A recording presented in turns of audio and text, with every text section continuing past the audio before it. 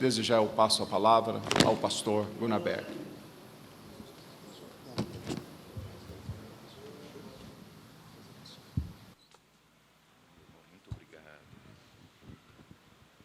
Meus amados irmãos, a paz do Senhor Jesus.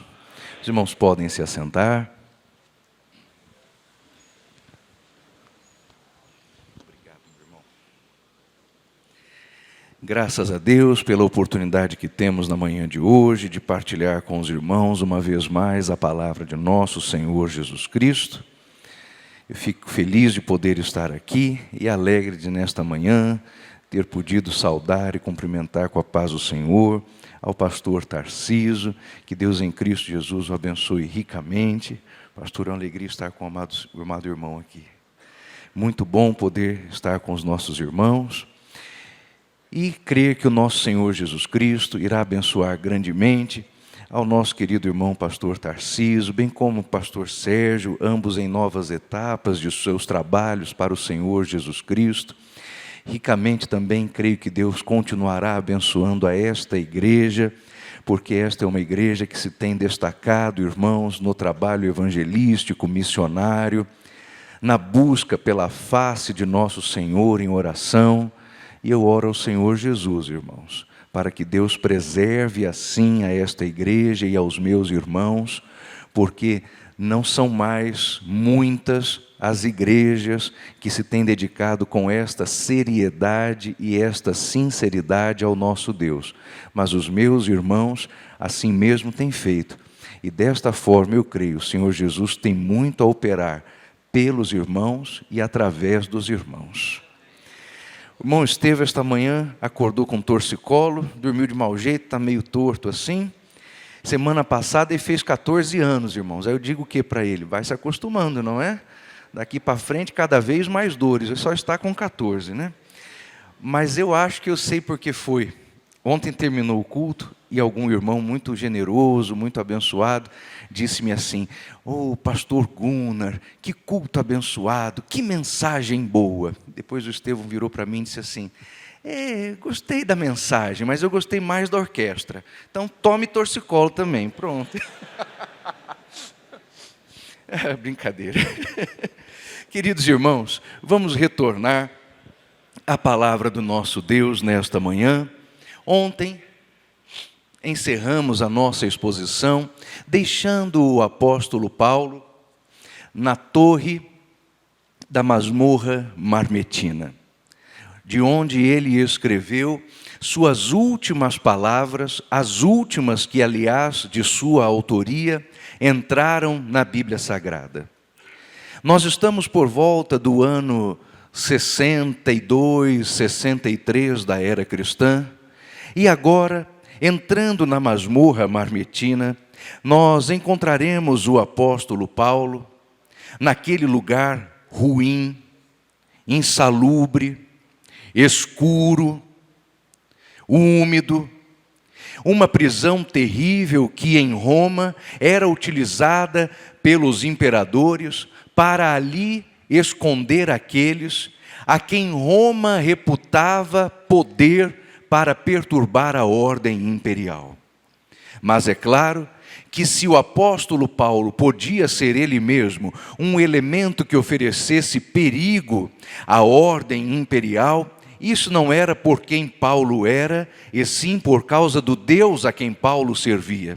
Porque o Deus de Paulo é aquele que ergue os reis e abate os reis.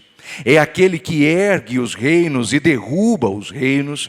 É aquele que, quando fala, os montes se abalam e as nações todas se calam. Paulo estava neste lugar porque agora o Império Romano estava sob o reinado de um homem que entrou para a história como fama de louco, com fama de totalmente perturbado.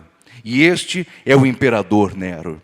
A história dá conta, e com toda a segurança foi mesmo o que aconteceu, que Nero desejava ter uma experiência literária diferente. Este homem, que não era conhecido por seus pendores artísticos, insistia em que era ele um artista das letras, um poeta, um literato. E segundo a história conta, Nero imaginava que para poder declamar os seus poemas e fazer disto um evento memorável para a história das artes, ele deveria fazê-lo sob uma experiência muito intensa. É neste momento que ele toma a louca decisão de atear fogo na cidade de Roma, e ele assiste Roma a arder e queimar durante 10 dias inteiros, durante noites terríveis, e enquanto Roma ardia, enquanto a capital do império queimava, Nero estava do alto da torre de Mecenas assistindo aquele espetáculo de horrores. Quando a cidade terminou de queimar, Roma, que naquela época era a maior cidade do mundo, aproximadamente 1 milhão de habitantes, estava totalmente destruída.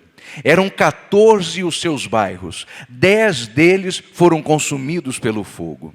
Os 4 restantes eram majoritariamente ocupados por cristãos e por judeus, e a saída óbvia de Nero para aquele drama era jogar a culpa do incêndio nos cristãos, nos perturbadores da ordem, naqueles que haveriam de, segundo o seu entendimento, querer derrubar o império porque recusavam-se a adorar o próprio César como sendo Deus.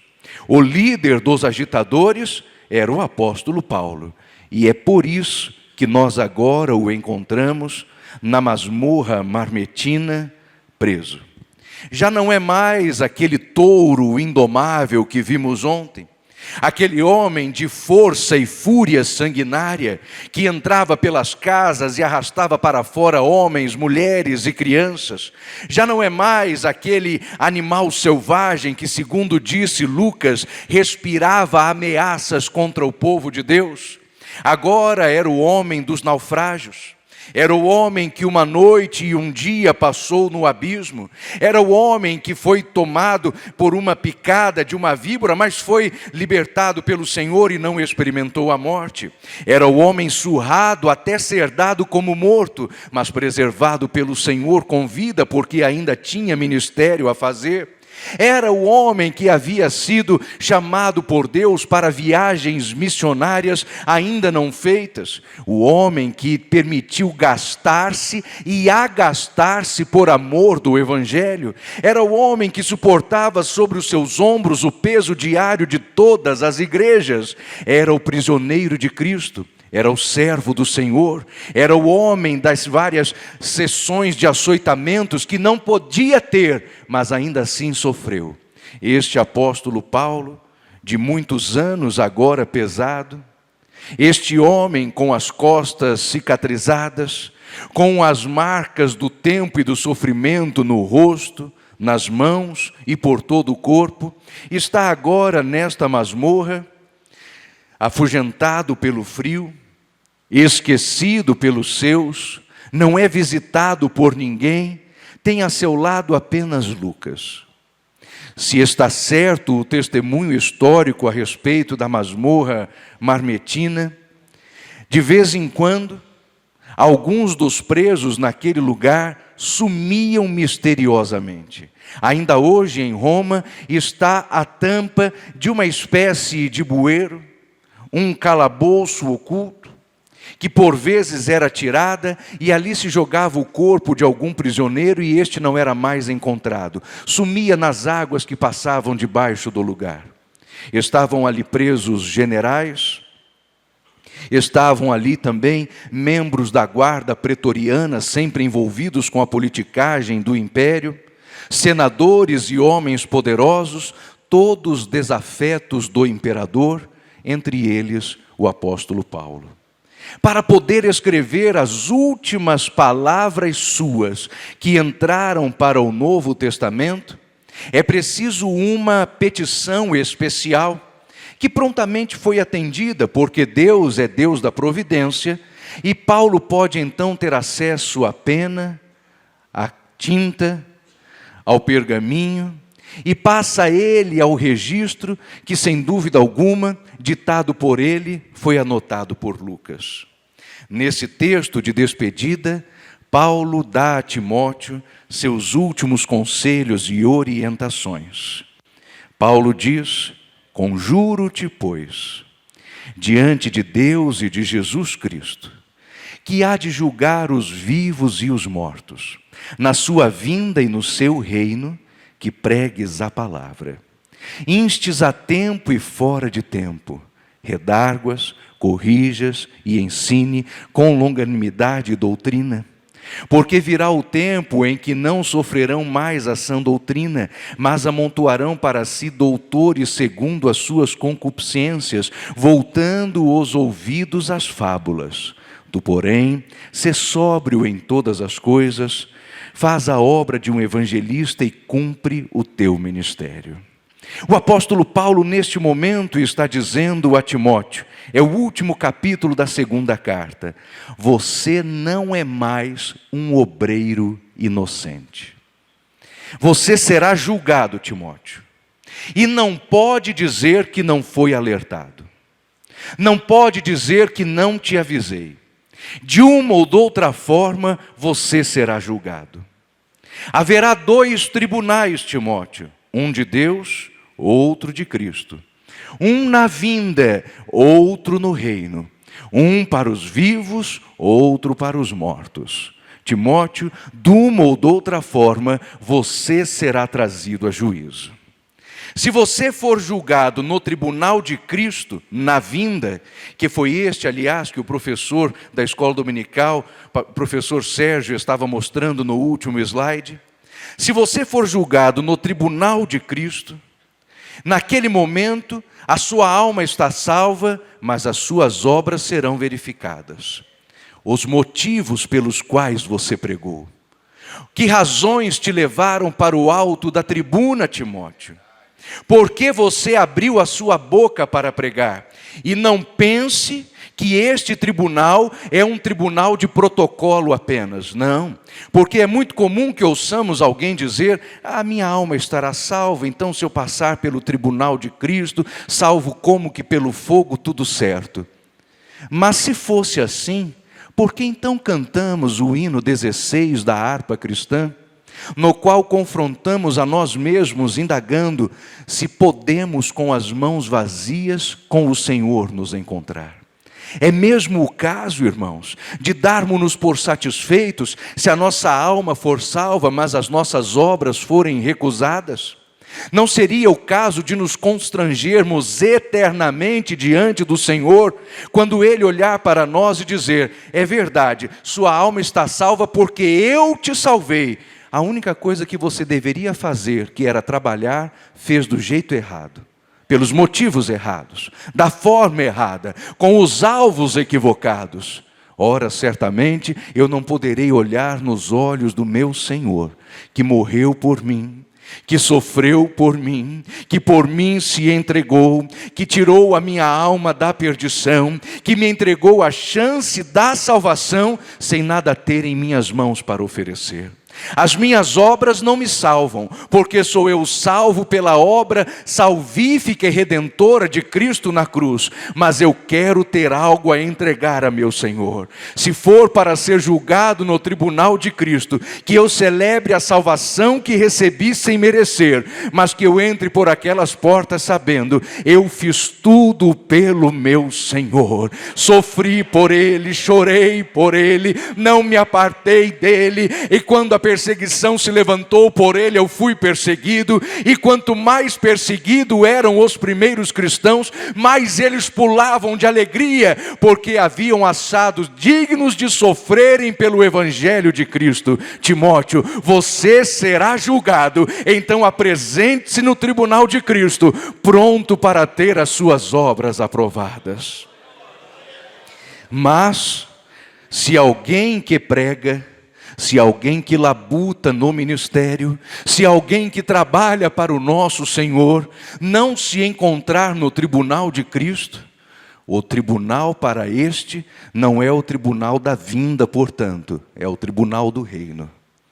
É o tribunal de Deus, para onde serão conduzidas as almas de todos os que não foram salvos.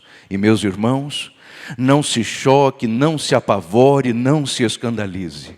Porque no tribunal do reino, no tribunal de Deus, no grande trono branco, não apenas veremos os ditadores, não apenas estarão ali os malfeitores, não apenas estarão os idólatras, os feiticeiros, os efeminados, estarão ali também professores, teólogos, doutores em Bíblia, pastores, evangelistas e obreiros, que apesar destes títulos, não viveram a sua vida de forma condigna ao Cordeiro de Deus. Pregavam de Cristo, mas não eram do Senhor.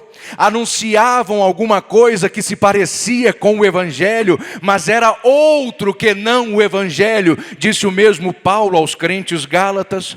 Haverá ali aqueles a quem hoje reputamos fama de especialista em teologia, mas que são incapazes de recitar os versículos mais simples da Bíblia, sem compreender que eles próprios estão implicados na justiça do Senhor. São homens capazes de teses complexas de fé, mas que não experimentaram a salvação, não tiveram uma experiência pessoal com Cristo. Eles transitam entre nós, eles destilam as suas heresias entre os crentes, vendem entre nós os seus livros, comercializam entre nós as suas apostilas, pregam em nossos púlpitos. Nós lhe damos do nosso dinheiro para ouvi-los dizer mentiras em nome do Senhor Jesus Cristo. Estes tais haverão de ser levados ao juízo de Deus, e nós, os que lhes estamos alimentando o erro, seremos cobrados pelo Cordeiro também.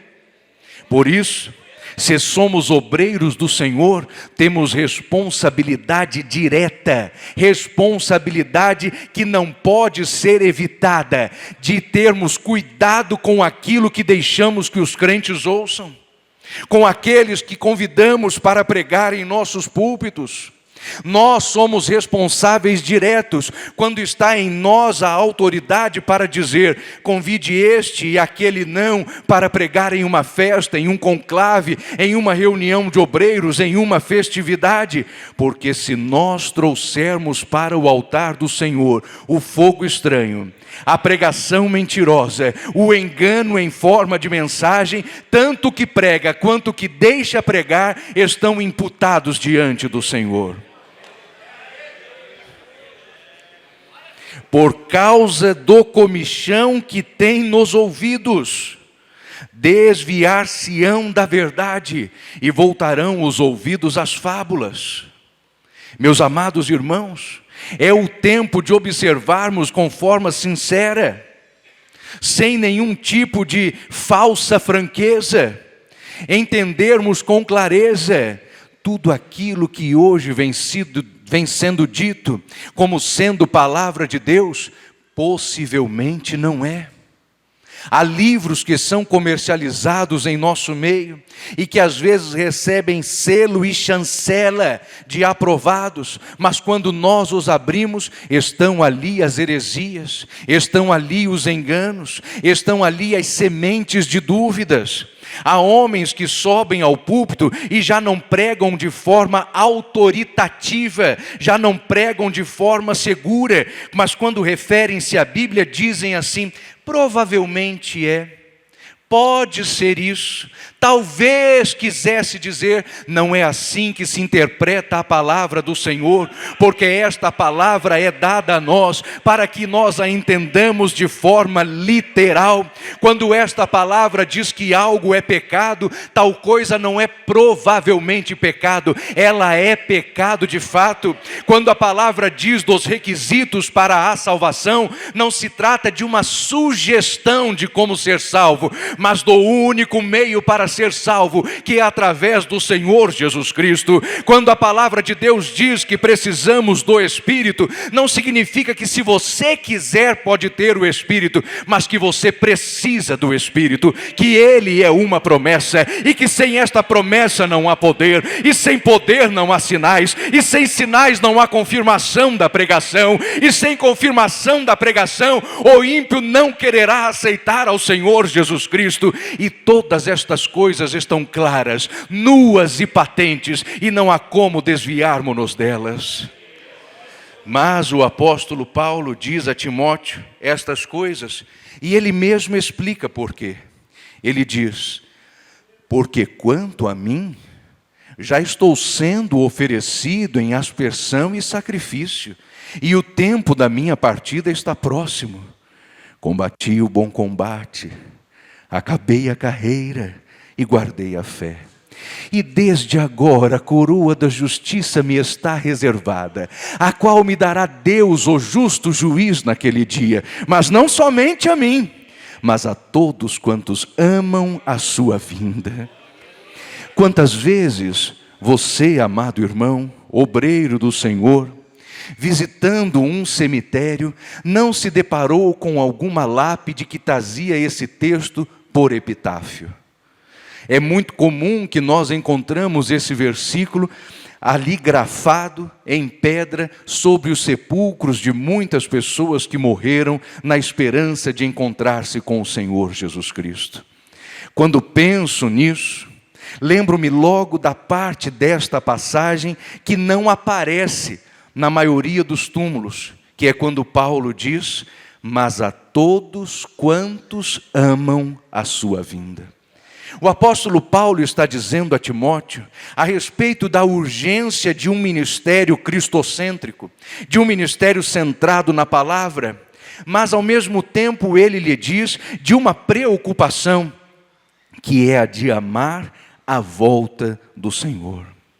E fico eu sempre a pensar, como saber se alguém ama ou não a volta do Senhor? Como saber se a volta do Senhor é para mim algo prazeroso ou não? Como saber se eu posso, aliás, como o próprio Paulo disse aos Tessalonicenses, consolar-me nas palavras a respeito da volta do Senhor Jesus Cristo? Queridos irmãos, pare por alguns instantes e pense agora no momento ministerial que você está vivendo. Sem dúvida alguma, o momento desta manhã é o momento mais importante de seu ministério até agora. Você está em uma reunião de obreiros, reservada para os obreiros, convocado pelo seu pastor, chamado para opinar, para votar, para aprovar. Não é pouca coisa isto. Talvez você esteja na iminência de assumir uma congregação, talvez já lhe tenha sido confiado a liderança de algum departamento, talvez agora você possa vir a compor alguma nova diretoria ou algum novo trabalho surgido entre nós. E neste momento, quando eu lhe digo sobre a volta do Senhor, sobre amar a volta de Cristo, qual é o pensamento que lhe vem à mente? Amém ou agora? Mas agora que eu fui notado, agora que eu fui percebido, agora que o meu nome está sendo soprado aos quatro cantos, agora que descobriram que eu existo, agora que eu tenho subido aos púlpitos para pregar, agora que tudo começou a mudar para mim, agora que eu vou ser separado para uma atividade ministerial eclesiástica, agora que por fim reconheceram o meu valor, agora que me estão dizendo como são boas as minhas aulas, como são envolventes as minhas pregações, agora que por fim eu tenho chance de ajudar diretamente aos meus líderes.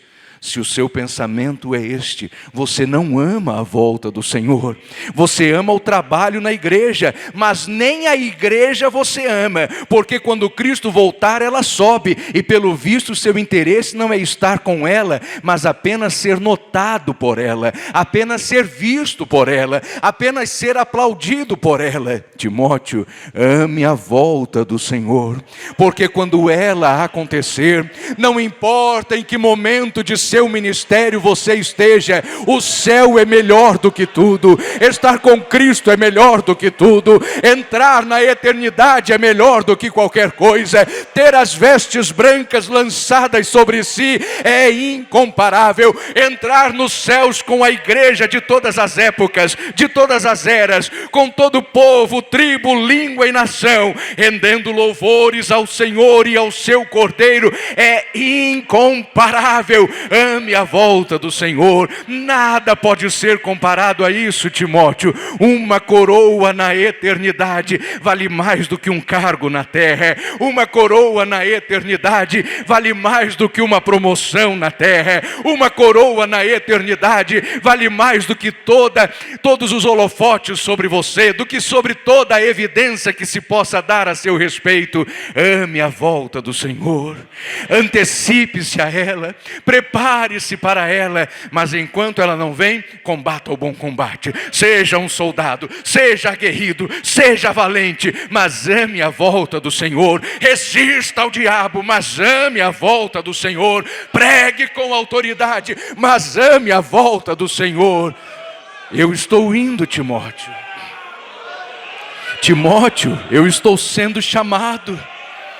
Os céus estão falando que é a hora de eu subir. Continue, insista, pregue, persista, não retroaja, mas ame a volta do Senhor. Fala de Cristo, prega a Cristo e ame a volta do Senhor. Seja cheio do Espírito Santo, fale em outras línguas, mas ame a volta do Senhor. Aleluia, aleluia, aleluia.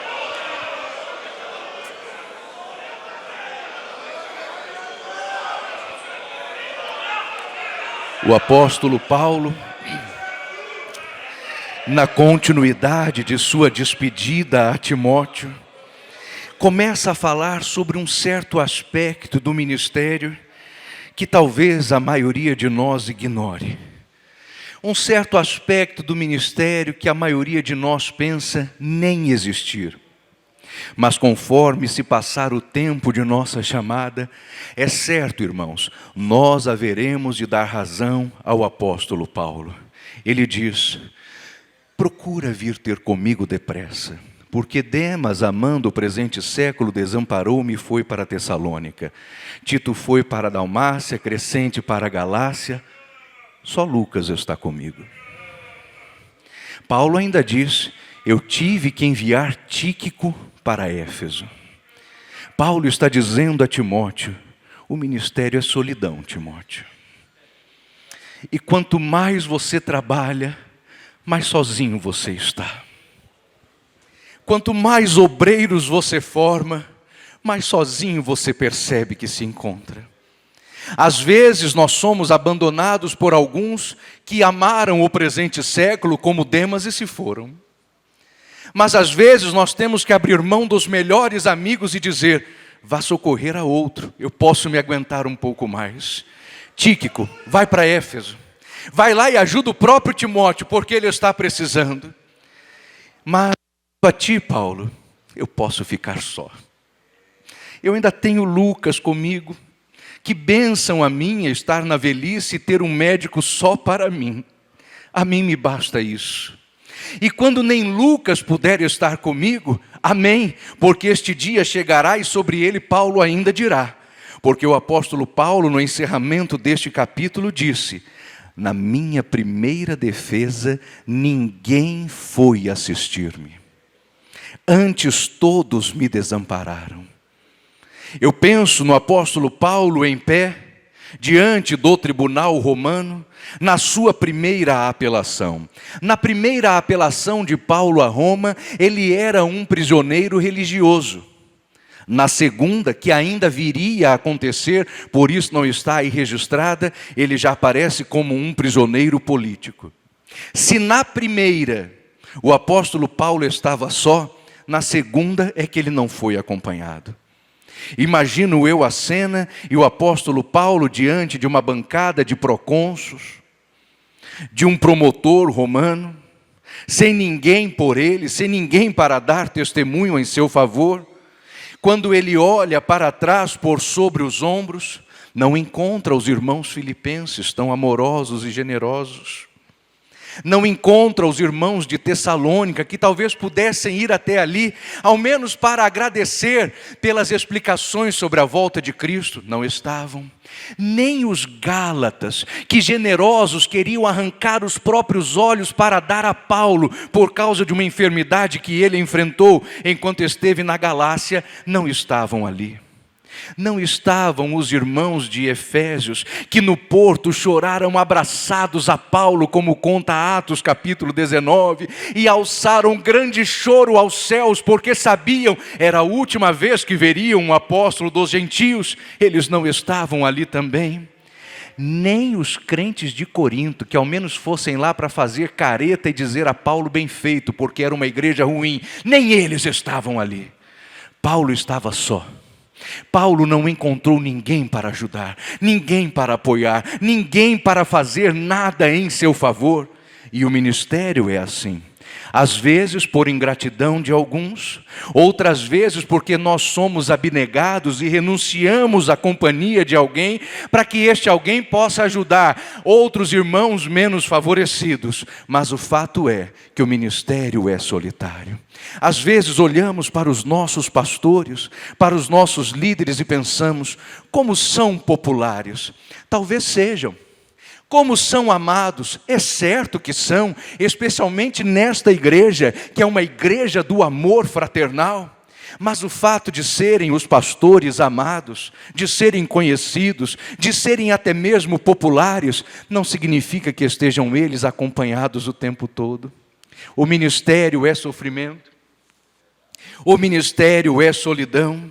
Os amigos se vão, os companheiros chegados partem para outras missões, Deus os chama, Deus os comissiona e nós vamos ficando sós, segurando a parte do trabalho que cabe a nós, segurando aquele peso sobre os nossos ombros, mas também não arredaremos dali, porque diferente de Uzá, não deixaremos que nenhum carro de bois faça o nosso trabalho. Estamos sós, mas seguramos a arca. Estamos sós, mas não saímos da presença do Senhor. Estamos sós, mas levamos o peso do ministério nos ombros, e não haverá quem nos demova de nossa posição. E no momento em que a solidão se mostrar pior e mais insuportável, nós também poderemos dizer como Paulo: mas o Senhor me assistiu e me fortaleceu, para que por meu intermédio o evangelho seja pregado a todos os gentios, e eu fui livre da boca do leão. É claro, Paulo estava sozinho, não havia homens ao seu lado, mas Deus nunca o abandonou. Não havia obreiros juntos de si, mas Deus nunca o desamparou. Não havia igrejas para dar-lhe suporte no tribunal, mas o Senhor dos senhores, o Rei dos reis, o juiz dos juízes, o dono de toda a terra estava com ele ali, e o Senhor o livrou da boca do leão. Mas o ministério, meus irmãos, o autêntico ministério é lágrimas, é sofrimento, é solidão, não é popularidade, não é aplausos, não. E no momento em que uma destas coisas acontecer, esconda-se na fenda da rocha e preste atenção. Por mais popular que você seja, por mais conhecido que você seja, por mais liderados que você tenha, por mais que o seu ministério seja reconhecido pelos homens, nem Moisés pôde ver a face do Senhor. Nem Moisés pode olhar a glória de Deus. Ele teve que se esconder numa fenda na rocha, para que a glória do Senhor não o consumisse. E o máximo que ele pôde foi ver o Senhor pelas costas, com a bondade pela qual Deus passou adiante de si. E a sua graça nos basta. Aleluia! O apóstolo Paulo pede então a Timóteo que tome algumas providências para si. Uma delas é surpreendente. Quando vierdes, traze contigo a João Marcos, porque ele me é útil para o ministério. Acho que Timóteo nesta hora deve ter lido o papiro 2 vezes. Não pode ser. Quem? João Marcos, o rapazinho inseguro que abandonou a missão na Galácia? Não pode ser. João Marcos, eu morei na Galácia a minha vida inteira, João Marcos não pôde nem passar por ali, não pode ser que Paulo esteja chamando por ele, mas agora João Marcos é útil, e não é porque Paulo está só, é porque João Marcos foi melhorado, aperfeiçoado, ensinado por Barnabé, cuidado por este seu parente, tornado por ele um melhor obreiro. O ministério é lugar de treinamento, discipulado e aperfeiçoamento. E irmãos, assim como Barnabé ensinou João Marcos, assim como Paulo ensinou Silas e ensinou Timóteo, nós precisamos ensinar também. Nós carecemos do ministério de formadores de obreiros em nosso meio. Imaginamos que formar um obreiro é tomá-lo de onde ele está, colocar na frente da congregação e diz: vai, meu irmão. Ele vai, porque Deus vai ter misericórdia dele, mas ele poderia ir melhor. Se fosse ensinado, se fosse aconselhado, se fosse amparado, se um obreiro experiente se colocasse ao seu lado e dissesse: pode perguntar o que for, a conversa fica entre nós e a resposta é só para você.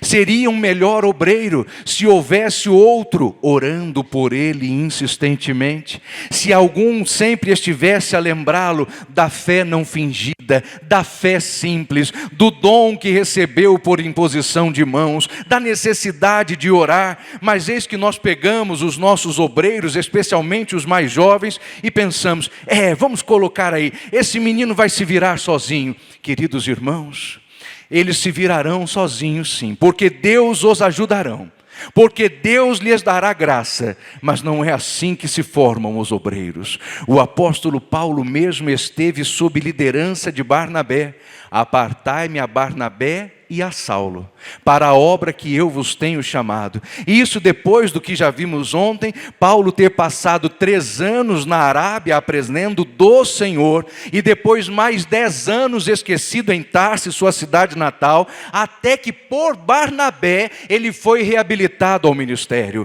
O ministério precisa dar frutos, significa que nós precisamos gerar outros obreiros, outros ministros, ensinar os mais novos, aprender com os mais velhos, é assumir a nossa pequenez e a nossa incapacidade. E quando um forma ao outro, quando um instrui ao outro, a igreja do Senhor cresce uniforme, cresce em unidade, cresce em unanimidade, e a igreja do Senhor dá frutos poderosamente. Mas veja que interessante, que Paulo não pede só João Marcos. O apóstolo Paulo faz um pedido que eu diria é enternecedor. Quando vierdes, traze a capa que eu deixei em Troade, na casa de Carpo. Traz também os livros, especialmente os pergaminhos. É Paulo, o fundador de igrejas. É Paulo, o autor de 13 epístolas. É Paulo, o homem incessante nas pregações. É Paulo, o simples fazedor de tendas, o homem que não juntou riquezas, o homem que tinha um patrimônio que podia ser transportado por um único indivíduo, de um continente para o outro do mundo. Saia da Ásia, venha para a Europa e traga tudo o que eu tenho, uma capa e alguns livros. O ministério não é para o acúmulo das riquezas. O ministério não é para o nosso conforto. O ministério não é para o nosso bem-estar. O ministério não é para o nosso crescimento material. O ministério é para o serviço de nosso Senhor Jesus Cristo. E o Senhor tem cuidado de nós. Não quer isto dizer que deixaremos à míngua os missionários, não. Não quer dizer que não trataremos com dignidade os obreiros, é claro que não. Mas quer dizer que se alguém amar a este chamado, deve saber: aqui você não fica rico. Aqui você não fica milionário. Esqueça estes ministérios estrelários que são manuseados através de jatinhos, televisões e outras grandes posses. Aqui você está para sofrer, gemer e chorar aos pés do Senhor. E o Senhor não deixa faltar. O Senhor não desampara. O Senhor é a tua herança. O Senhor é a tua comida, é a tua vestida. O Senhor é o teu abrigo. Este é o Deus que cuida dos obreiros que servem a Ele sinceramente. É só lembrar dos levitas. Aqui, levitas, vocês não têm território. Aqui vocês não têm para vocês um pedação para dizer, aqui é o local da nossa tribo. Mas haverá algumas cidades para vocês morarem entre o povo. Eu sou a tua herança, eu sou a tua herdade, eu sou a tua bênção, eu sou aquilo que você tem. E quando nos piores momentos da história de Israel, já não havia cidades para morar, já não havia casas para habitar, já não havia tendas ricas para morar, o Senhor disse aos seus profetas, eu te dou a tua vida como tua herança, te contenta? Te contenta porque eu vou manter em você o fôlego de vida, a sua vida é o seu espólio. Mas Senhor, outros têm, a tua vida é o teu espólio. Outros compram, a tua vida é o teu espólio. A tua alma é a tua herança. A tua salvação é o que te basta. E a graça do Senhor é o que nos vale. Paulo diz a Timóteo também, traz os livros, especialmente os pergaminhos. Ah, irmãos, eu gosto especialmente desta parte. Porque fico pensando como um homem como Paulo, de cultura grandiosa, poderia ter tão poucos livros. E às vezes eu ouço alguns obreiros, não que estejam eles em pecado por isso, não é o caso, mas apenas para entendermos, dizerem de suas bibliotecas com 10 mil, 15 mil, 20 mil livros, e eu fico a perguntar-me, como pode ler? Um bom leitor, um leitor eficiente, um leitor eficaz, durante uma vida intelectual profícua, não pode ler mais do que 5 ou 6 mil livros. 15 mil? É uma biblioteca invejável, mas ela dá frutos. E o apóstolo Paulo tinha livros em quantidade que Timóteo podia abraçar e levar. E não se esqueça, não eram livros como aqueles que temos em nossas casas, cujos tomos verticais estão bonitinhos e diagramados, eram rolos. E o apóstolo Paulo pede especialmente pela Bíblia, traz os livros, mas especialmente os pergaminhos. Quer dizer que mesmo Paulo, em toda a sua cultura, jamais deu a Bíblia como superável, jamais deu a Bíblia como dispensável, jamais tomou a palavra de Deus como coisa que podia ser substituída. Isto para nós é sério. Outra vez, eu estava em um culto e vi o pregador, na melhor das boas intenções, citar à igreja o texto que está na abertura do Evangelho de João, no capítulo 1, o versículo 1. E ao fazer essa citação ele disse, no princípio era o verbo, e o verbo era Deus, e o verbo estava com Deus. Voltou-se ele para a igreja e disse, há pelo menos 70 significados possíveis para verbo, na literatura grega. Naquele momento eu percebi que sobre todos na igreja caiu um certo desânimo. 70 possíveis significados? Como é que eu, que nem grego sei, vou saber qual é o correto para entender a Bíblia? 70 significados, só para citar cada um deles minimamente, este homem vai levar 70 minutos. E assim faça-se parecer que a palavra de Deus, para ser entendida, carece de filosofia. Para ser entendida, necessita de conhecimento em história ou em sociologia. Quando isto não é verdade, porque a palavra de Deus é completa. Quem quer entender a palavra, lê a palavra. Quem quer entender a Bíblia, lê a Bíblia. Quem quer conhecer o verbo de Deus, leia o Evangelho de João. Os comentários ajudam, mas eles não complementam a palavra de Deus, eles não a substituem. Os filósofos podem ser interessantes, mas o próprio Paulo, letrado como era, disse: eu preciso é dos pergaminhos. Não esquece os pergaminhos, traz os livros, mas principalmente os pergaminhos. Se não der para trazer os livros, traz a minha Bíblia, não deixe-a de fora da bagagem. Eu só preciso dela, só da palavra de Deus. Não é, irmãos, uma posição anti-intelectual, não, de forma alguma. Há entre nós professores universitários, há aqui doutores, há aqui mestres, mas é uma confissão de que a palavra de Deus é bastante e ela é suficiente. E para que a Bíblia seja entendida, basta que ela seja lida. Para que a Bíblia surta efeito, basta que ela seja pregada. A palavra de Deus não precisa de complementos, a palavra de Deus não precisa de aportes ou apoios. Ela é a palavra inspirada, ela é inerrante, ela é infalível, ela é completa, ela é insubstituível, ela é a lâmpada para os nossos pés e a luz para o nosso caminho. Ela testifica do Senhor, ela aponta para o Calvário, ela fala do Evangelho, ela mostra a eternidade, ela é a revelação de Jesus Cristo, a qual Deus lhe deu para mostrar aos seus servos as coisas que brevemente hão de acontecer, e pelo seu anjo ele as enviou e as testificou a João, seu servo. Quer entender? Leia. Quer entender? Medite. Quer entender? Chore. Quer entender? Peça a Deus, porque Ele dá iluminação e sabedoria e não lança em rosto. Nós não temos que depender de nada para conhecer as Escrituras. Timóteo, eu só preciso da minha Bíblia. Na prisão, só a Bíblia. Não existe texto que ajude o homem na dificuldade, só a Bíblia.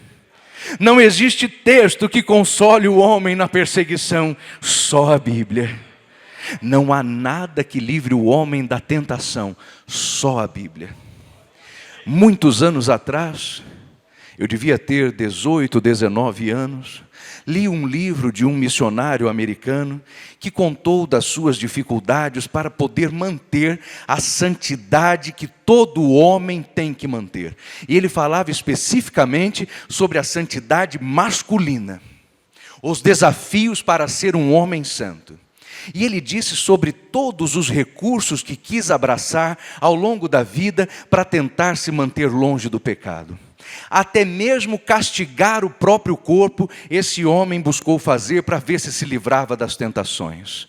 Ele só pôde triunfar contra o pecado no dia em que deparou-se com a palavra de Deus lhe dizendo a respeito do poder que esta palavra tem para santificar, que foi quando o próprio Senhor Jesus Cristo orou pelos discípulos e disse: Pai, santifica-os na verdade, a tua palavra é a verdade. A partir daquele momento, este missionário começou a decorar os versículos da Bíblia, e quando a tentação se apresentava diante de si, ele começava a dizer: que diremos nós a estas coisas? Permaneceremos no pecado para que seja a graça mais abundante? Não, de modo nenhum, porque se fomos nós salvos com o Senhor Jesus, com Ele também morremos para o mundo. Conforme a tentação apresentava-se diante dele, ele citava os textos das Escrituras e tinha a alegria de ver o diabo bater em retirada, porque quem se sujeita a Deus resiste ao diabo, vê-lo fugir, e isto pelo poder da palavra de Deus. Aleluia! O apóstolo Paulo fala a Timóteo, advertindo-o sobre inimigos da fé que estão pertinho dele, com cara de crente, com jeito de crente.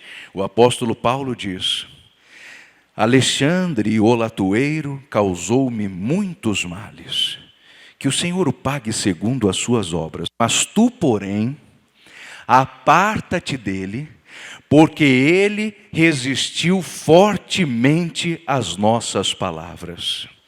Este homem, com toda certeza, era conhecido de Timóteo. Era alguém que Timóteo sabia quem era. E alguém que estava perto de Timóteo, senão Paulo não diria, aparta-te dele. Mas Timóteo andava em que círculos de amizades?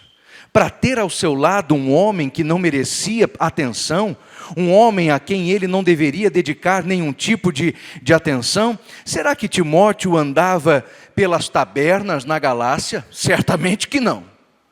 Será que Timóteo tinha um grupo de amigos não crentes que podia desviá-lo para o pecado, sendo ele já um obreiro formado na casa do Senhor? Eu tenho certeza que não. E este Alexandre Latoeiro é conhecido de onde então? Da igreja. Porque se ele resistiu às palavras de Paulo, ouvia os sermões de Paulo. Se resistiu ao que Paulo dizia, é porque escutava quando Paulo pregava. E se Paulo disse, resista a Alexandre, é porque Alexandre ainda está em volta de Timóteo. É alguém que não aceitava a sã doutrina. É alguém que quando Paulo dizia sobre o certo e o errado, fazia questão de questionar. Aquele tipo de pessoa que parece alimentar-se da polêmica, da confusão, da sedição, da divisão, da porfia. E o apóstolo Paulo diz a Timóteo, aparta-te dele. É alguém que resiste fortemente à pregação. Fique longe, Timóteo. Este é causador de confusão, causador de divisão. Este é daquele que nunca está satisfeito, que acha que sabe de tudo, que pensa que o pastor tinha que ser ele, que acha que ele devia ser o líder, que ninguém prega melhor do que ele, que só ele conhece a verdade. É o bom do sabichão esse. Fica longe dele, Timóteo. Mas que coisa poderosa Paulo está alertando, porque o próprio Paulo já havia dito a Timóteo que nos últimos tempos haverá tempos trabalhosos, porque haverá homens amantes de si mesmos, homens mentirosos, irreconciliáveis, caluniadores, homens resistentes a pais e mães. Quando o apóstolo Paulo chega ao final dessa lista de elogios, ele diz assim, os tais, tendo a aparência da piedade, negam a eficácia do amor. Deles afasta-te. Então não é a primeira vez que Paulo fala a Timóteo sobre isso. Irmãos, esse texto especialmente, e estes versículos, me fazem sentir um pouco de pena de nós mesmos, os pastores. De nós, os professores de escola dominical. De nós, os ensinadores da casa do Senhor. Nós nos esforçamos para culto após culto, trazer aos nossos irmãos palavra fresca, uma palavra nova buscada em oração, um ensino bem alimentado, bem montado para a instrução do povo, e ainda temos o dessabor de ouvir certas ovelhinhas dizerem, mas eu prefiro a pregação do fulano da internet. Do bonitinho que aparece de blusa florida e estampada na internet, do outro heregezinho bonitinho de sorrisinho perfeito, que quer que as atualizações de amor sejam atualizadas, daqueles outros que pregam na internet o que lhes vem à cabeça e nunca o que vem de Deus. Os pastores se esforçam, se desdobram em oração, os professores de escola dominical estão domingo após domingo, trimestre após trimestre, por anos às vezes, diante da mesma classe de escola dominical, precisando a cada aula superar a aula anterior para manter os seus alunos interessados no que está sendo pregado, e alguém vem resistindo às palavras, preferindo ouvir os formadores de opinião e os influenciadores gospel que estão na internet, pois estes tais influenciadores nada têm de Cristo, nada têm do Senhor, estão eles apenas buscando seus ministérios vultosos, assombrosos, de muita envergadura e fama. Não há outro lugar onde o crente vá ter palavra, senão aqui dentro da igreja, porque o pastor, quando prega do púlpito, prega para agradar ao seu Senhor e não a quem o ouve, prega com sinceridade, fidelidade porque teme a Deus e não porque está preocupado em ser aplaudido, quer ser alimentado, não saia da casa do Senhor. Não vá correndo atrás de qualquer famosinho por aí que está pregando na internet achando que isso lhe será por serventia. Não será. Estes tais resistem fortemente à palavra de Deus, mas aqui, irmãos, há uma fonte de sabedoria inesgotável, porque neste lugar se prega a palavra do Senhor. Aqui está a salvação para nossas almas, aqui está o alimento que nós precisamos, e nós todos não devemos fazer outra coisa senão pregar a palavra de Deus da maneira como ela está escrita, e não ir atrás dos que resistem ao Evangelho. Afasta-te deles. Por fim, o apóstolo Paulo diz a Timóteo de como o próprio Deus o tem mantido. E por fim ele diz: o mesmo Senhor me guardará de toda sorte de má obra, para quem seja o reino, o poder e a glória. Meus amados irmãos, é o tempo próprio em que nós estamos vivendo. A partir de agora, e o que digo não digo por partidarismo político, digo apenas por enxergar com clareza o que está diante dos meus olhos. A partir de agora, nós veremos a igreja de nosso Senhor enfrentar toda sorte de má obra. Algumas semanas antes do novo governo tomar posse, a informação não é sigilosa, está nos veículos de comunicação para quem quiser ver. José Genuíno deu uma entrevista e disse: nós resistiremos às igrejas. Não vamos de imediato contra elas, para que não nos acusem de perseguição, mas vamos fazer a sociedade ficar insatisfeita com as igrejas. Quando a sociedade pedir, aí nós vamos intervir. Isto é toda a sorte de má obra. Se os irmãos observarem bem os veículos de comunicação, o que já era praxe está tomando corpo cada vez maior. Reclama-se da igreja, da pureza doutrinária, do radicalismo dos crentes, de como os crentes são odiosos, de como os crentes são maldosos, de como são intolerantes os evangélicos, até que por fim as igrejas passarão a ser sufocadas financeiramente, não podendo manter os missionários, não podendo manter os seus ministros ordenados, não podendo manter as portas abertas. Cairá sobre nós uma enxurrada de legislação que nós não poderemos cumprir. Eu estava em uma reunião, algumas semanas atrás, cuidando de responsabilidades da ETAD, a Escola de Educação Teológica das Assembleias de Deus, da qual sou o diretor e onde sou liderado pelo missionário pastor Terrence Bernard Johnson, e o advogado nos estava dizendo: preparem-se, porque sobre as entidades religiosas do país cairá uma enxurrada de exigências de burocracia, e nós vamos nos afogar na burocracia do Estado. Não poderemos manter as igrejas abertas por muito tempo, de tamanhas as exigências que nos serão feitas. Isso é toda a sorte de má obra. Alguns anos atrás, eu fui convidado para escrever um artigo para um dos grandes periódicos pentecostais em nosso país. Escrevi neste artigo, porque era o tema que me foi dado, a respeito da perseguição da igreja.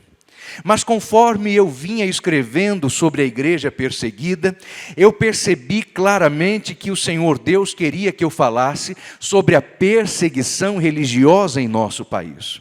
Mas deixe estar que uma década atrás, dizer que a igreja no Brasil era perseguida ou seria perseguida, talvez soasse como alarmismo, como profetismo.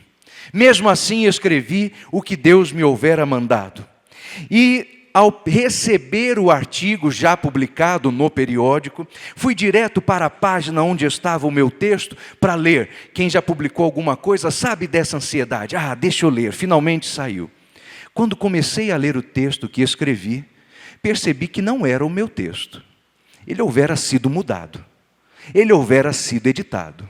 Especialmente porque nesse texto eu escrevi assim: chegará o dia em que os nossos templos serão fechados e nós descobriremos que a igreja do Senhor não precisa de paredes para servir. Procurei esta frase e não encontrei. Li outra vez e não a percebi. Liguei para o jornalista e disse: meu irmão, onde está a tal frase? E ele me disse: olha, pastor, o editor do jornal disse que é melhor tirar esse tipo de coisa para não deixar o povo alarmado sem motivo. O tempo chegou, irmãos. O tempo chegou. Nós mesmos negamos 10 anos atrás, 20 anos atrás, 30 anos atrás, que isso chegaria, mas o tempo chegou. Meu avô, que tem o mesmo nome de meu pai, Cláudio Honor, meu avô congregou com os irmãos aqui há algum tempo, no antigo templo na rua Basílio Machado. E este homem não teve a oportunidade de tanto estudo como muitos de nós tiveram. Mas era um homem com uma clareza escatológica impressionante. Ele olhava para o calendário e percebia os fatos à luz da palavra de Deus. E sabia ele, e dizia-nos: haverá muitas más obras contra a igreja. Mas há uma geração presente que não percebe assim, que não entende assim, que acha que nós viveremos esse ambiente de prosperidade material em nossas igrejas para todo sempre. Aliás, pensando que prosperidade material na igreja é sinônimo de aprovação de Deus daquilo que estamos fazendo. O tempo da perseguição chegou. Neste momento, por fim, você saberá quanto ama e se ama a volta do Senhor Jesus Cristo. Lembram-se das pregações que nos metiam medo sobre o chacoalhar da figueira? Este tempo chegou. Lembram-se das pregações que nos faziam enfermar na alma de medo do inferno que ficava rubro diante de nós? Este tempo chegou. Nós agora seremos desafiados e veremos a carranca feia de Satanás. Mas aquele que for crente e salvo em Cristo Jesus vai dizer como Paulo: o Senhor me assistiu, o Senhor me guardou, e por meu intermédio o evangelho foi pregado aos gentios. Eu fiquei livre da boca do leão, e o mesmo Senhor me guardará de toda sorte de má obra para o seu reino, a quem seja a honra e a glória para sempre. Amém. Permaneça firme, firmado no Senhor, enxertado na videira verdadeira, agarrado à pedra de todas as eras, agarrado na rocha da esquina. Este é o nosso Senhor, é quem sustenta a igreja, é quem ergue a igreja, é quem mantém a igreja, é quem salvou a igreja, é quem dá dons ao seu povo, é quem batiza com o Espírito Santo. Ele é que perdoa os pecados, Ele é que liberta o homem, Ele é que vai levar esta igreja para ir morar no céu, firmados em Cristo, porque resistiremos a toda sorte de má obra, e nós veremos o Cordeiro de Deus. Aleluia. Entraremos nos céus pelas portas, e haveremos de encontrar o apóstolo Paulo, abraçaremos a Timóteo, veremos a Barnabé, saudaremos a João Marcos, mas acima de tudo e de todos, veremos o Cordeiro de Deus que tira o pecado do mundo, e dar-lhe-emos glórias pela eternidade, dizendo: eu não merecia, mas o Senhor me trouxe até aqui. Maranata, ora vem Senhor Jesus. Aleluia. Que Deus em Cristo nos abençoe. Aleluia.